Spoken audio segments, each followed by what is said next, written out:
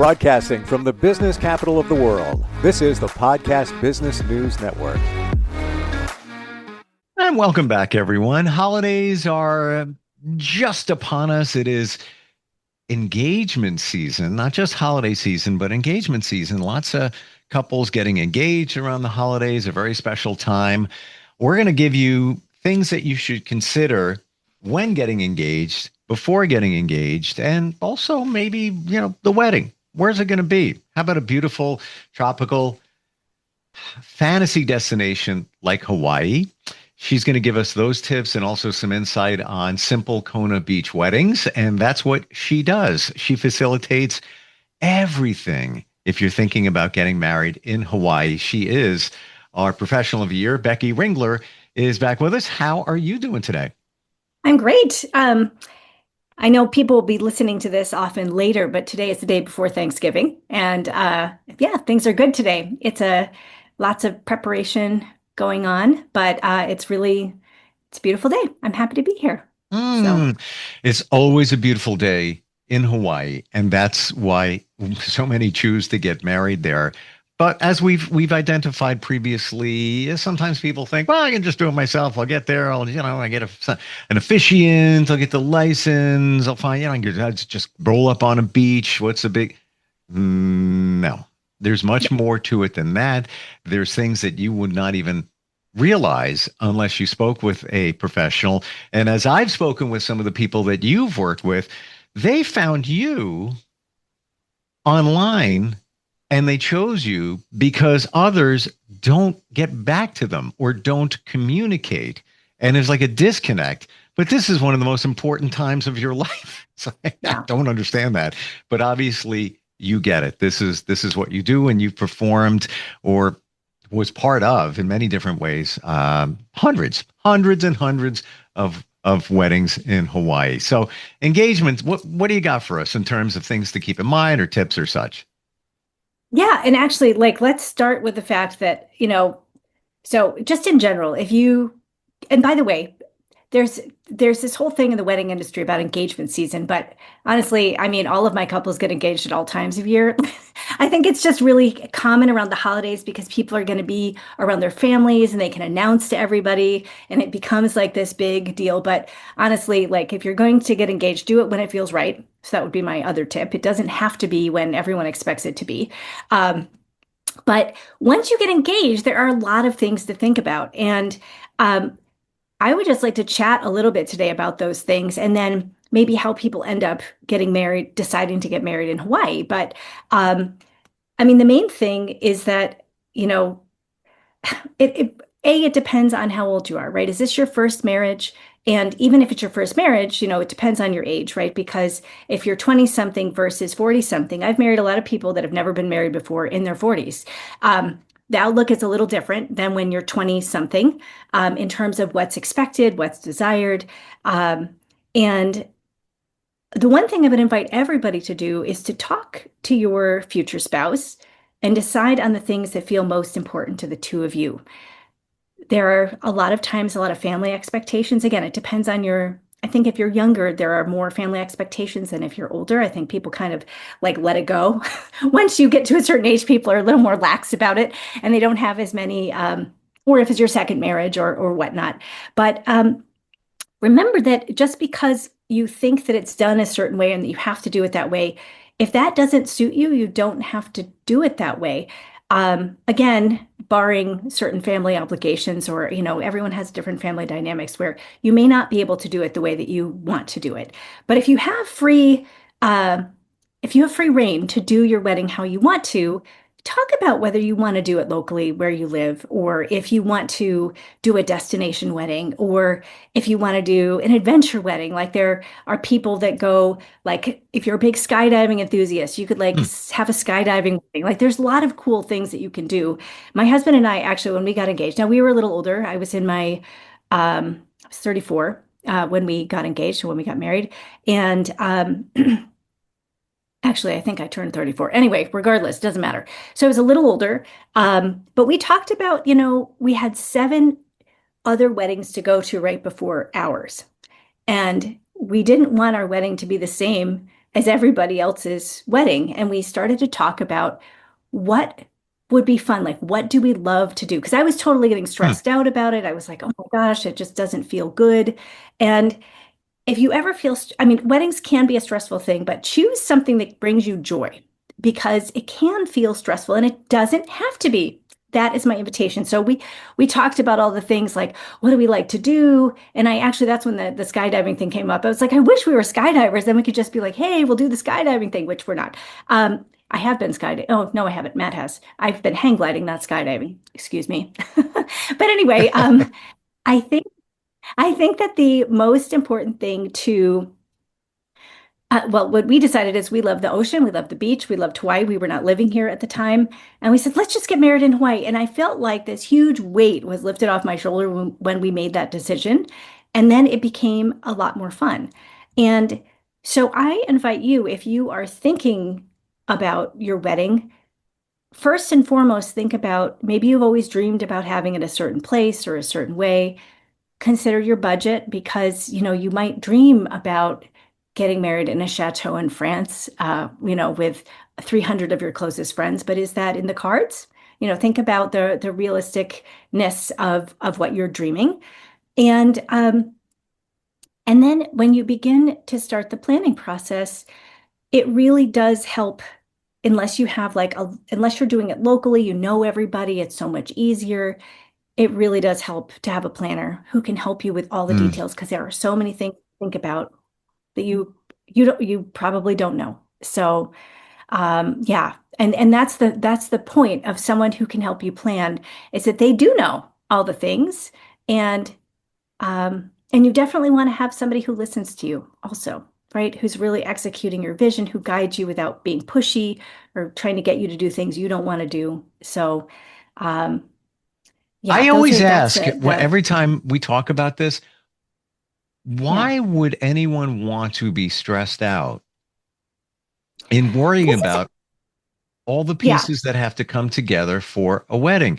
And side note here, in another life, I got married on an island, and I I knew somebody that lived there. They opened their home. They said you can use it if you want.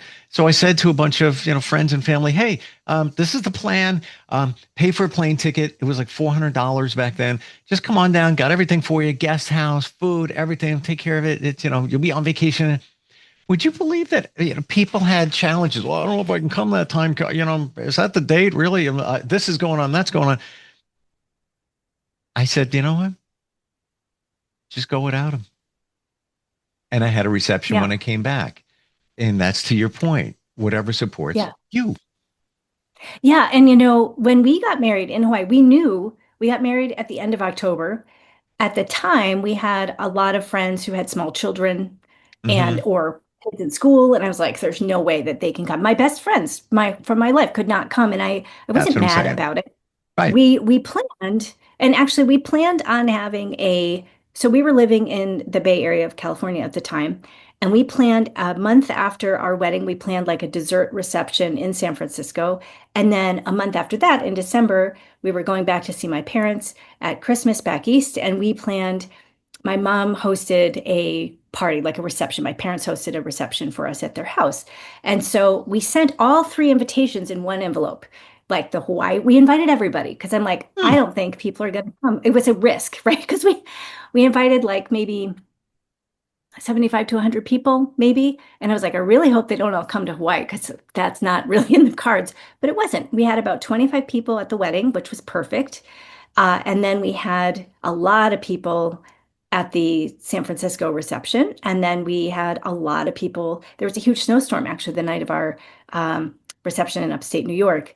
So some people couldn't make it that were planning on it, but we actually had a pretty full house. And it was really was so nice Hmm. because I actually got to invite people from all parts of our lives that maybe I wouldn't have been able to invite otherwise because we had three different ways for them to celebrate. But we got our Hawaii wedding, which was, it was actually, I have to tell you, because there was no one to help me. I tried to find someone to help me do my wedding here, and I could not find anybody. There was like a couple people at the time, and they were booked.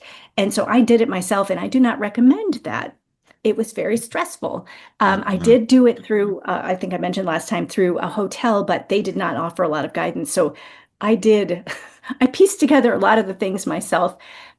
That is why I feel like I am very good at what I do, because I know the things that drove me crazy and the things that I just wish somebody had helped me with. It was still okay. It wasn't as stressful as it could have been. I'm very organized, uh, obviously, but nonetheless, it would have been nice to have someone just do that for me. So, yeah, Mm. Um, interesting. that's the only regret I have about when I went away to that island. The only Yeah. regret was not vetting out even though it was just two people getting married, still had a wedding planner there. They set up a little thing on the beach. It was very nice. The photographer, da da da da da. Well, I think I've shared before the photography. It was there were scratches on the negative, and this wasn't that far back. They were still using film. Nothing wrong with that. A lot of professional photographers do, but there were scratches on the negative, and some of the other things. It just should have planned that better. It wasn't you. I'm gonna be honest. I wouldn't even have a worry. And along the way, the communication was a little wonky. It was okay, but it wasn't as best it could be. Now I can't imagine if it was, 15 people there where there was more logistics to deal with. Oh, I don't know how that would have turned out. It's funny because also there is a gecko on the outside the window. Right now, you saying? Yeah, right now. It's and I was like, what's that thing? Oh, it's a gecko staring at me. Cool. We have a lot of geckos here. But anyway, that I digress. So people sometimes say, what's the big deal? I have guests. Like, how does that change anything? I'm like, the whole dynamics of everything changes when you have guests. And by the way, we welcome guests. We do small weddings up to maximum like 30 people. But the more people you have, the more dynamics there are. Mm. It's it depends on the family. Sometimes it's like herding cats to get everybody to do, because again, you're standing on the beach. So that's different from when you have chairs and you're sitting down.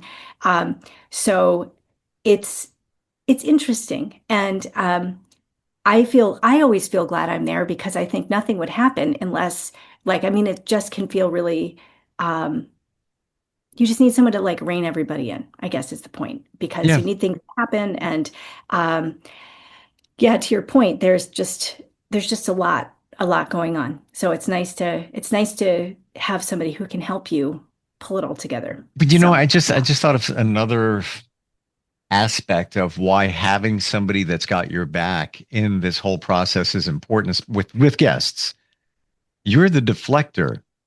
So let's say, everybody's saying, well, let's go have dinner here or whatever. And you and your husband, wife, partner, whatever it is, who really don't want to. And, Becky says it's not really the best place to go to if that's the case, whatever it is. Yeah. It's you have somebody there in case you need, to run defense, because sometimes it can get a little dicey in terms of family personalities, right?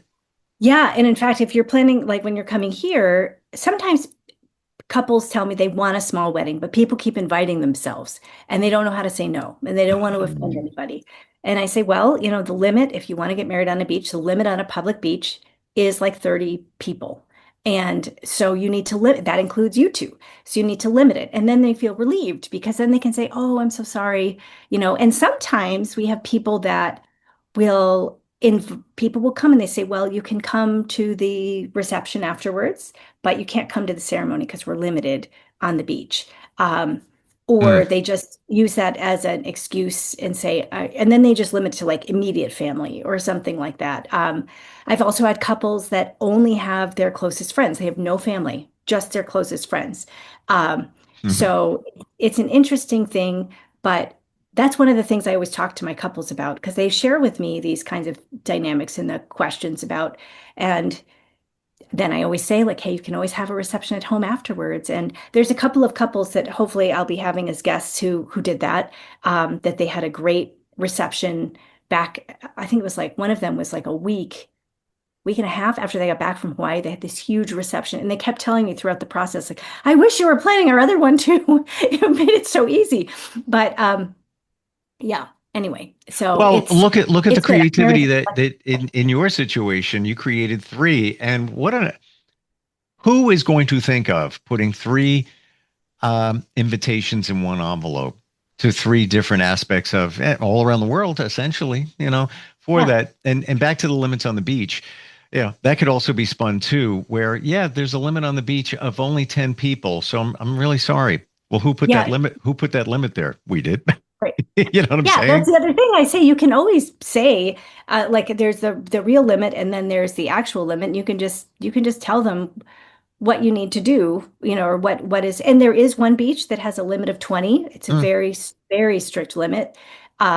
So I was noticing yesterday. I was talking to a couple that I just booked, and their wedding is coming up actually just in a few weeks. It was a kind of last minute elopement, but I was what they really valued, and I would say that they're middle-aged couple, and I get a lot of middle-aged couples. Um, they really valued the touch point. So there's a lot of places here where you can just book everything online and you don't really talk to the person. Maybe you talk to them once. And what I feel like the difference, or I should say what I offer anyway, is the fact that I'm here to talk to you. And I get the couples they just want someone to talk to and talk it through with. And this is couples of all ages. It just depends on your personality, right?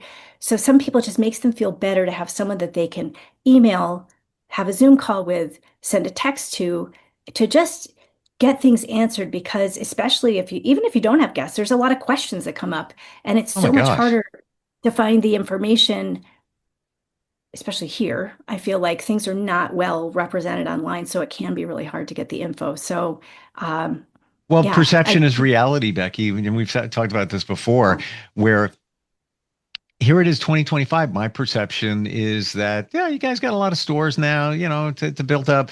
You need something, you should be able to get it reasonably, maybe not as fast, here in this, the continental United States yeah, with Amazon by 3P today. Not the case. Can take a week or more to get what you need. yeah. And even having questions answered. I don't know why anybody would hire somebody to facilitate their wedding without having direct communication with that person. Why? Why? I Why? don't know. I think, sometimes I think people, it's weird when they are thinking about eloping. I think that a lot of times people think, oh, it doesn't matter. It doesn't matter how it happens. We just want to get married. It doesn't matter. Um, I don't tend to get those people. Sometimes I will talk to those people and they'll say, you're so much more than we expected. Like, Hmm. this is amazing, but like, We don't think we need you. we don't think we need you, which is totally okay, because it is not, some people really don't care, and that's okay. But if you do care, um, that's sort of what I like. I want people who care about their wedding, because I care about their wedding. Like, I want to Right. make it amazing. And even no matter how simple or um, complicated it is, my goal is to make it feel simple, right? So, and to be fun, and to have you, because I could never get anyone to call me back when I was having my wedding. I was trying to call and get a hold of people. No one would ever call me back. It would take them forever. Oh, It made me so anxious. I just wanted to know that it was really happening. And yeah, so I try to get back in a very mindful way to my couples, usually very fast. And they know that they can reach out if they need me.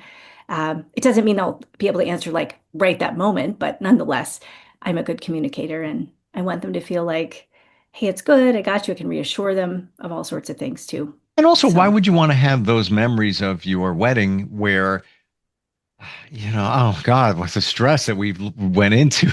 Like, I'm sure yeah. there's lots of stories that many have planning a wedding in a different location, one that's far off. Um, so engagement tips. What else can you share? I would say, like, okay, so once you decide, kind of, by the way, what you also first decide may not be where you end up. That's the other thing. So you might say, hey, let's get married at a local winery, or at the barn down the road, or at grandma's backyard, or whatever. And you start going along that path. Remember that it's okay if things change, because sometimes when you start researching, it's not what you thought it was. Mm. Um, and that's okay. Like, give yourself permission to make adjustments along the way. because, it's all right. It's okay. Like we did. We started planning, we started looking, we had this plan about what we were going to do. And then I'm like, I just don't feel good about this. Every time I'm doing this, it feels stressful. It doesn't feel right. And then, of course, then we sat down and had a discussion about what was really important. And then everything felt easier. And then it was very easy in my mind to plan things, even though I had some frustrations along the way. It was very easy to think about it because we were going to Hawaii, our favorite place. And a lot of people choose destination weddings, A, because they can maybe keep the numbers a little smaller, and B, because you get your honeymoon kind of built in. It can be a really fun experience. Sure.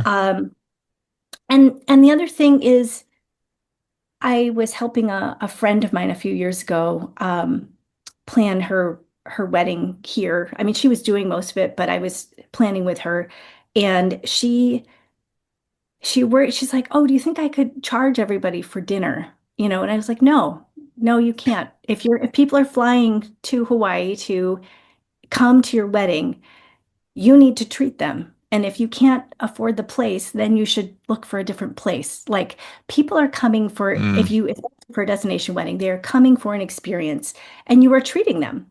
And so you have to think about what's in your budget, what's not in your budget. Is someone helping you pay for it? Are you paying for it yourself? There's a lot of logistical things to consider. But I feel like most of the time, I mean, not all situations are like this, but most of the time, if it's really important to you, you will probably find the stretch in your budget. You'll find a way to make it happen because it's important to you. But yeah. I'm inside, and I maybe visibly chuckled a little bit. I'm not judging anybody, but I wouldn't have the etiquette answer to that. It's out of my wheelhouse. I'd be thinking about it like, I don't know how that goes. And you emphatically said, no. Bad idea. Bad idea. Yeah. I just felt like it would be received very poorly. Especially if you're asking people, because they weren't asking for gifts. They were just saying, come to our wedding. But your job, if you invite someone to a destination wedding, it's your job. By the way, you do not, however, some of my couples say, well, I have to pay for everyone's lodging and I have to pay for their plane. No, you don't. You really do not. Getting there is their responsibility. I mean, unless you have lots of money, in which case, great. Please do that for everybody. That's a beautiful gift.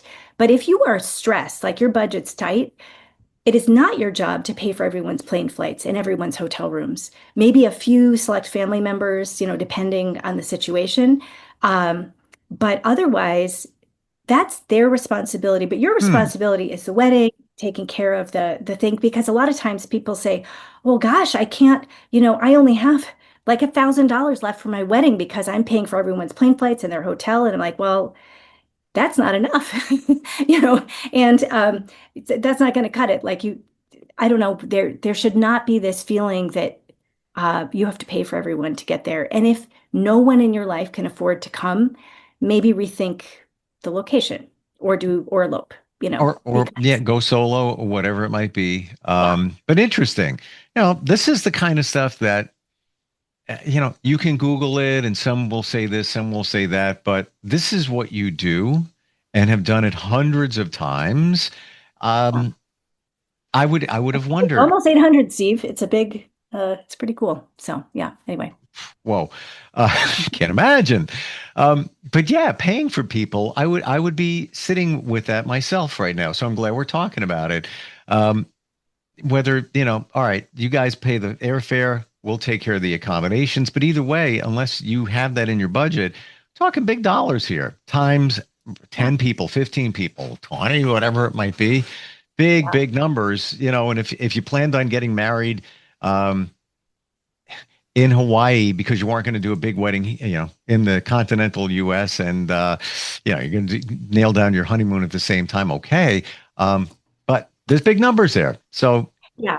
Interesting. I mean, There's always other places to consider. Like, I mean, you can get really good deals in Mexico, and you can ride horses on the beach in Mexico. So, like, there are things you can do in Mexico because it's Mexico that you cannot do in Hawaii. We have a lot more rules, and there's a lot of environmental and considerations here that are very crucial. And our beaches are not really long enough to ride horses along the beach, honestly. But Is that what it is? Like what's the reason for that? Just kind of curious. I am not 100% sure, but it is illegal to ride horses on the beach here.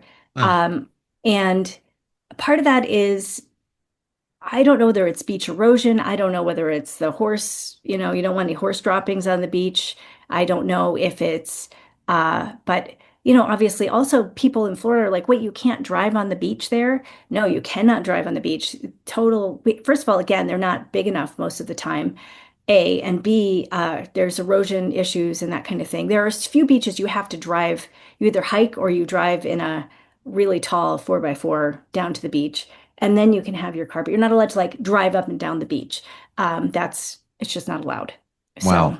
That being said, I while think we're at that's that part of it. that juncture, uh, what are because the weddings take place on the beach, what are some Yeah. things that we should be mindful of that maybe we might not know or have a different view of? Just, Ah, beach okay. etiquette Yes. rules.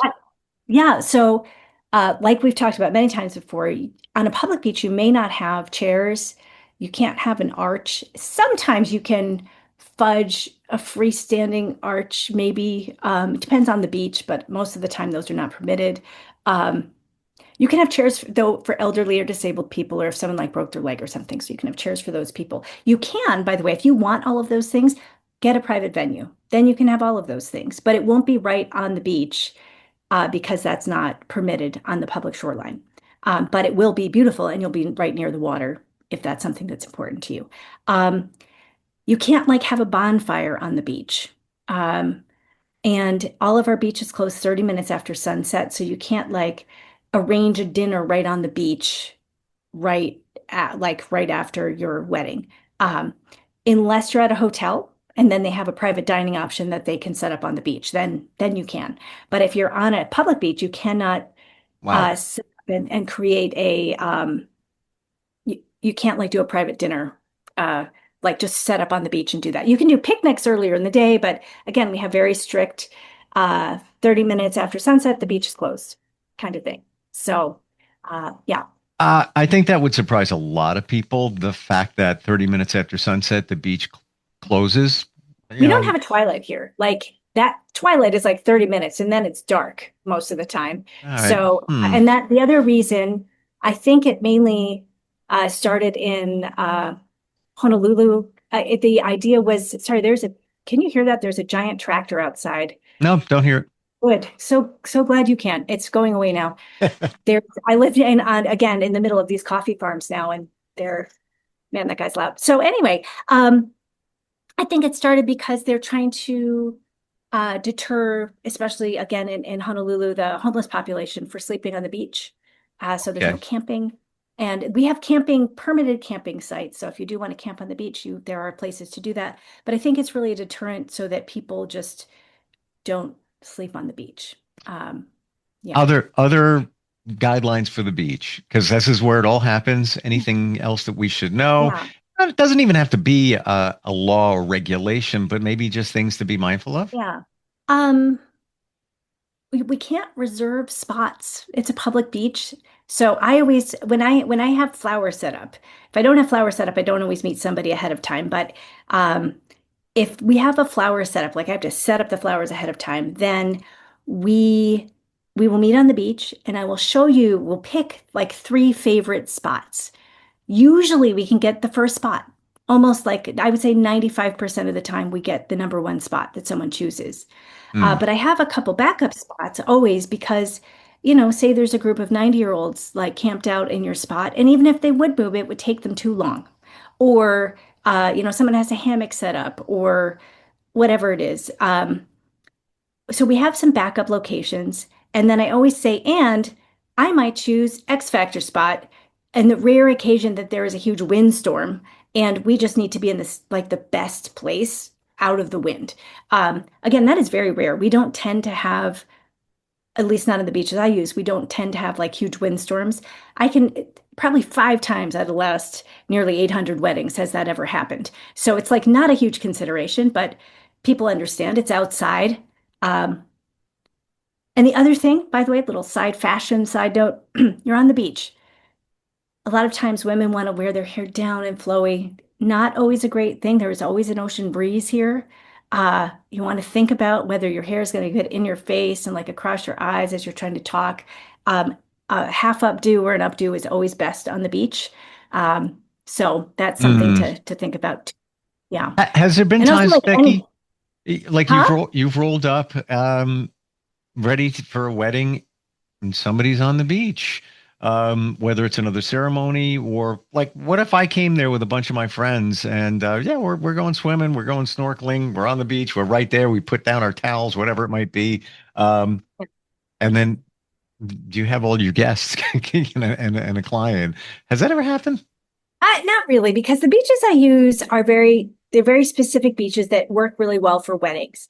And they're not like, I have favorite beaches I swim on, but I don't like to do weddings on them for that kind of reason, right? Now, that doesn't mean that there might not be a big gathering of people or something, but that's pretty rare. These beaches that I use are not particularly crowded most of the time.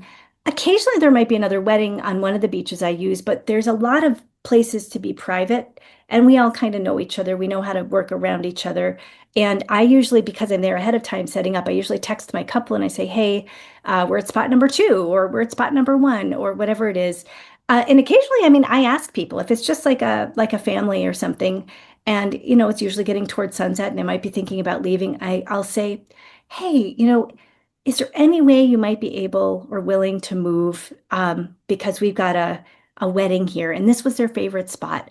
Mm. And I would say 99 times out of 100, people say, no problem. We can totally move. And I'll say, no, we still have time, but if you would be willing. And most people are very accommodating. I think only once I had a couple say no.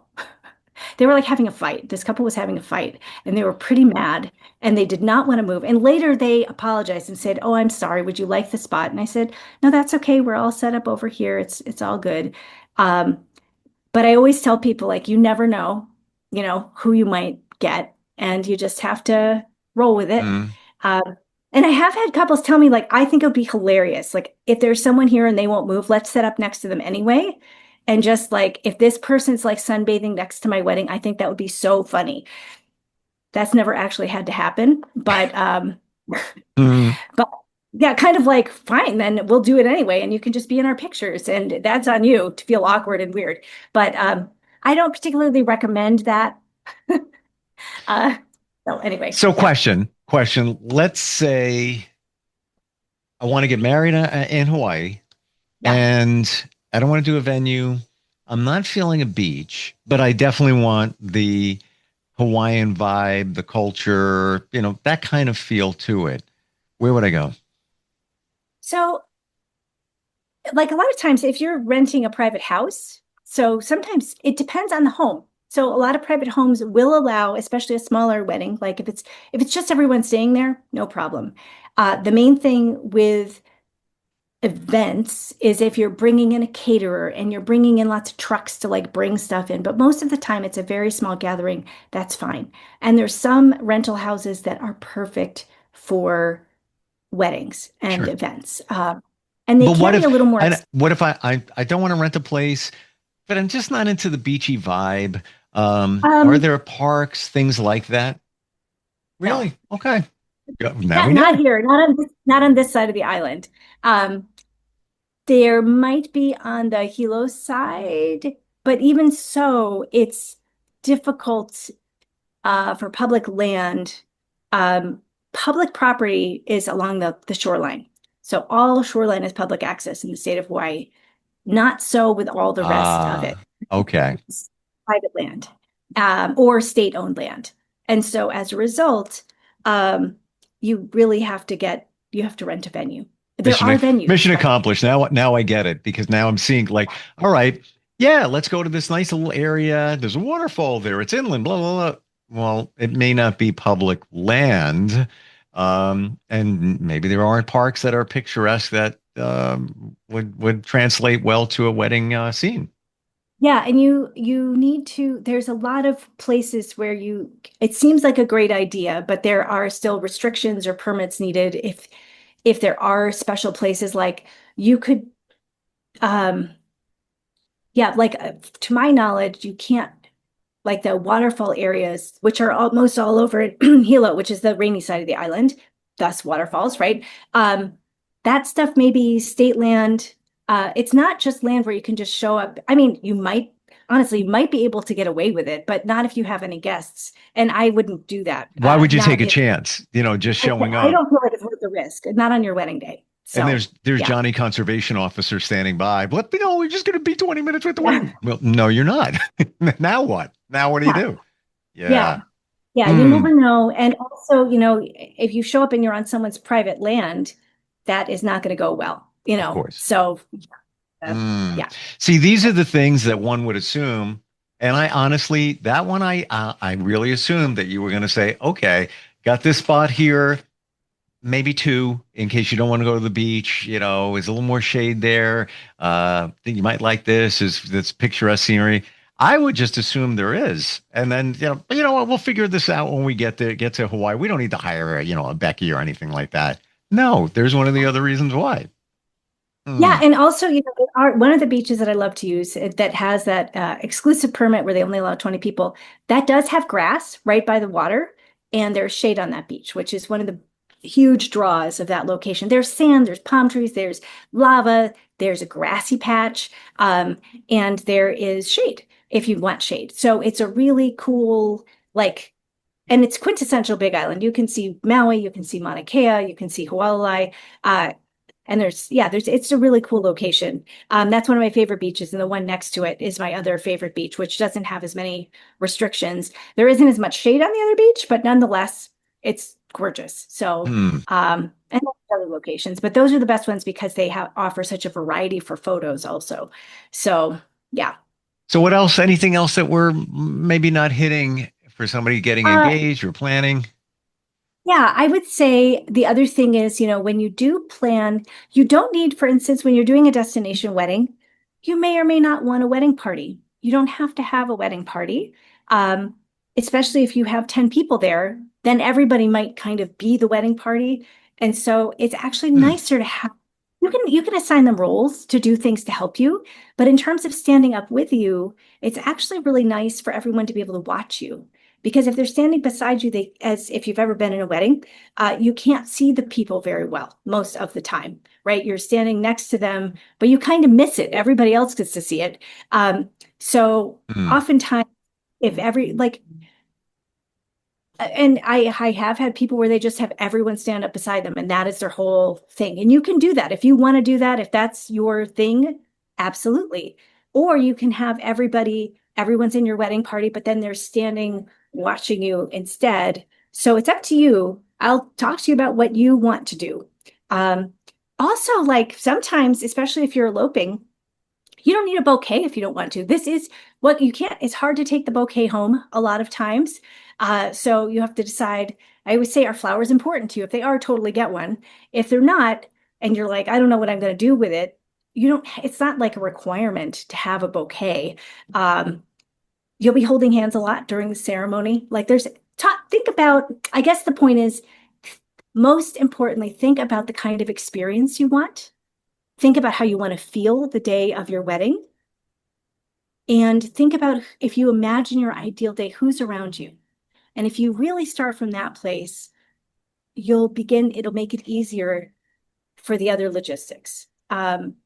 Obviously, I do not do the 300-person giant weddings, but I have friends that are planners on the mainland who do amazing jobs with these gorgeous giant weddings, and they will help you with every step too. So, I mean, it just depends on the type of wedding, but I think it's always important to sit with your future spouse.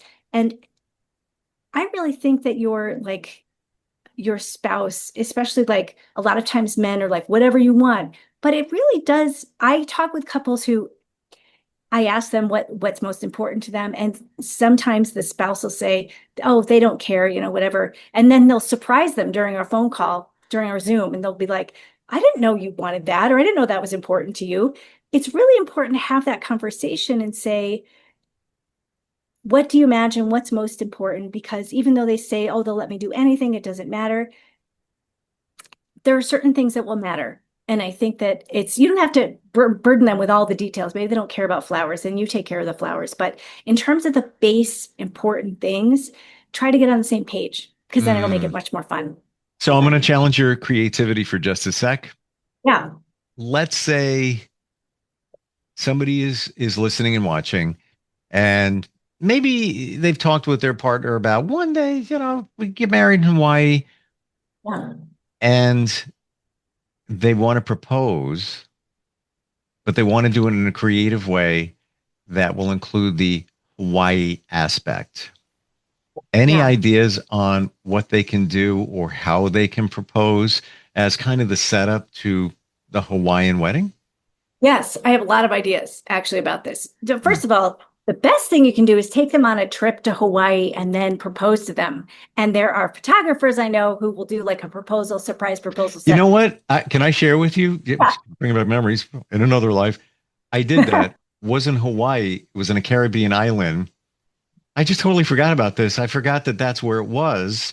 And what I did was, you can get a romance novel published and include information, your favorite perfume, cologne, your names, and the stories about you, and all it is, they just insert your names.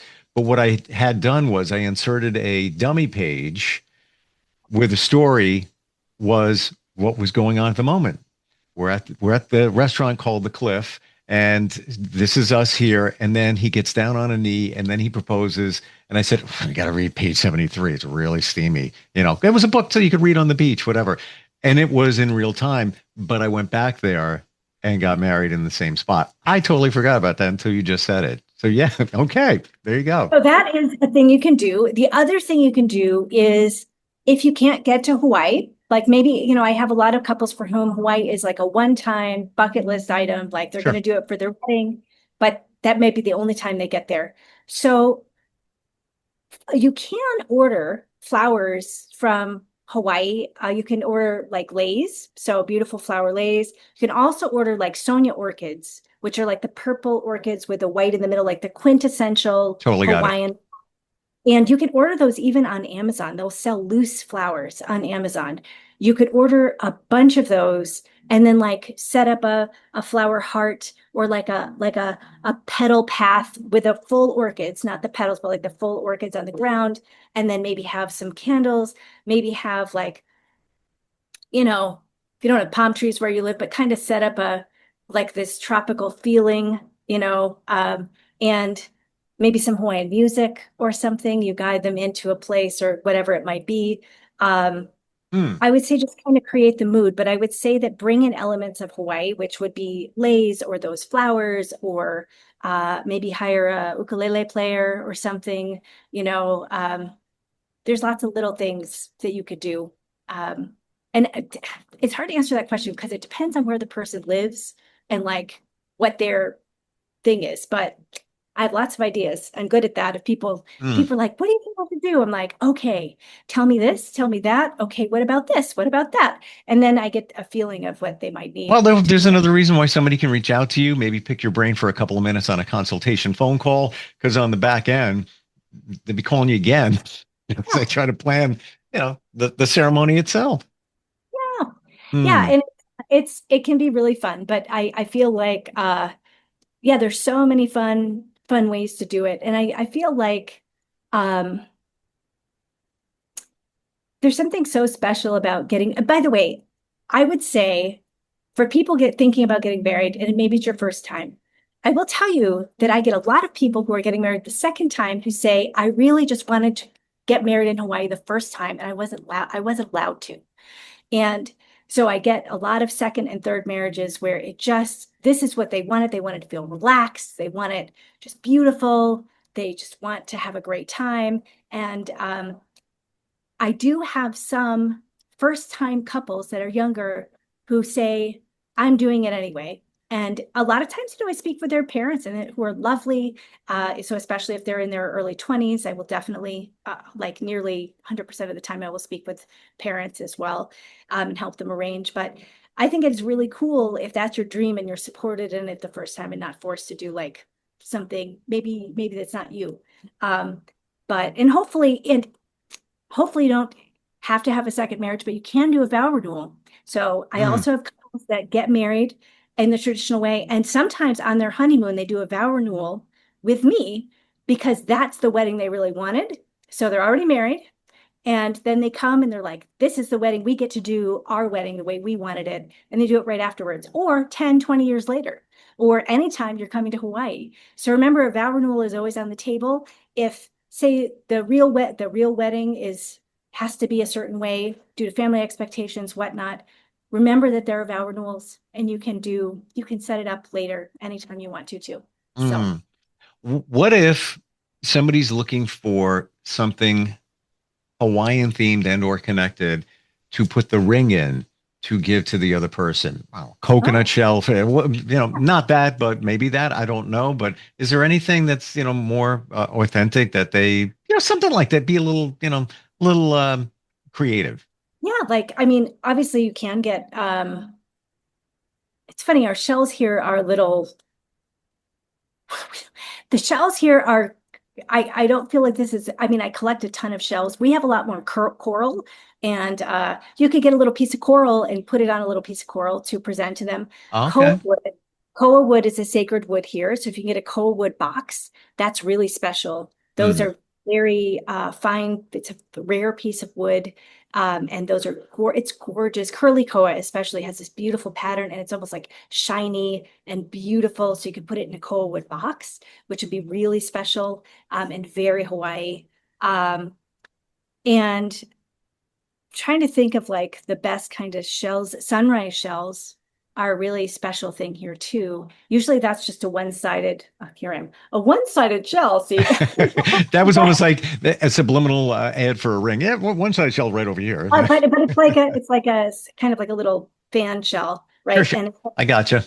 Yeah, and so if you have a sunrise shell, those are usually pretty tiny. But they're rare and you can find them. I found one, or my husband found one on the beach in Kauai, but those are special shells that you can find here in Hawaii. So if you can find a good sunrise shell to put it in, I don't think you could find the whole thing, but you could at least place it in one, then they'd have that. I love that whatever that wood box is, because you could present the ring in that. And the other person might not even, it won't be on their radar at that moment. And you can say, you know what that is? And what is that called again, that wood? What's it Koa, K-O-A, koa wood. Yeah. Koa wood. Really? Okay. Yeah. You know why that's special? Why? It's from Hawaii. And that's where we're going to go. And that's where we're getting married. Yeah. It's inside there. Yeah. Yeah. And by the way, I have had, just real quick, I did have this couple from Germany once where the guy told me that it was a surprise wedding. They had been together a long time. She had said yes, they were engaged, but she didn't know they were going to get married on this trip in Hawaii. And I said, well, the only thing about that, you can do a surprise vow renewal, but for a wedding, you need the marriage license. So you do need to tell her before the actual day. So then I helped them plan how to surprise her here in Hawaii, so that they could and then I met with the two of them because I wanted to make sure that she had a chance to get to know me before the wedding. But it was fun to help him plan that surprise, and then to organize I got the marriage license appointment set up for them so that they could it would be easy. But it's fun planning surprises. This is what it's all about. 800 weddings. Almost 800. The creativity it's almost endless what you can do and tailor it to somebody. What's the best start for somebody? They reach out to you, start a conversation, and it's a relationship, big moment. See if it's a right fit. What's the best way to find you? So the best thing is to go to my website, which is simplekonabeachweddings.com. Fill out the contact form. And then I will email you. You'll get like an automatic email back, but then I will personally email you back within 24 to 72 hours, and usually within 24 hours. And we'll set up a Zoom call. And then I'm going to have you fill out a questionnaire. Unless it's like a very like last minute wedding, I might not have you fill out the questionnaire, but otherwise I'll have you fill out a questionnaire. And assuming all of that looks good too, we'll have the Zoom call, and then we'll just kind of go from there. Because we want to make sure we've got a good fit, make sure everything feels happy together. And yeah, I mean, I'm always lucky. I get like the nicest people. I feel like the nicest couples ever. So we always have a great time together. So it's called energy, Becky, and you attract it. I'm Thank convinced you.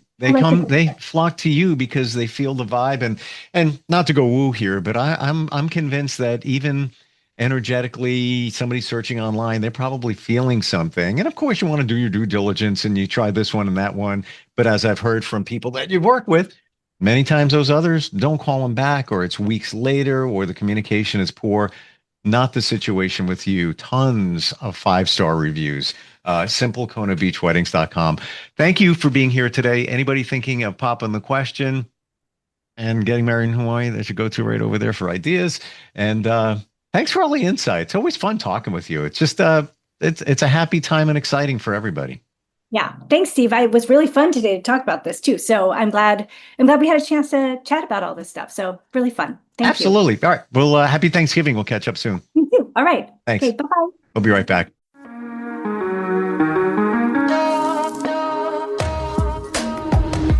Broadcasting from the business capital of the world, this is the Podcast Business News Network. Let's go inside the mind of a 10-year-old. I should have worn those earrings today. I like those earrings. Gabby has those awesome earrings. I need to ask her where she got those, but that's just what she would want me to do. I'll have Michaela ask her for me. Buckle up, Sarah. Yeah, but then Michaela will be like, why don't you just ask her yourself? That's just like Michaela. Sarah, buckle up. Michaela's such a great name. I wish I was called Michaela. There's like a dozen Sarahs in my class. Hey, we're not hitting the road until you buckle up, honey. Oh yeah, seatbelt. I forget sometimes because my brain is like busy, you know? I wonder if there's pizza at school today. Sometimes it can be tough to get through to your kids, but it's not impossible. Always make sure they're wearing their seatbelts, even on short drives. Remember, you have the keys, you have the power. Never give up until they buckle up. A message from the National Highway Traffic Safety Administration and the Ad Council. Visit safercar.gov/kidsbuckleup for more information.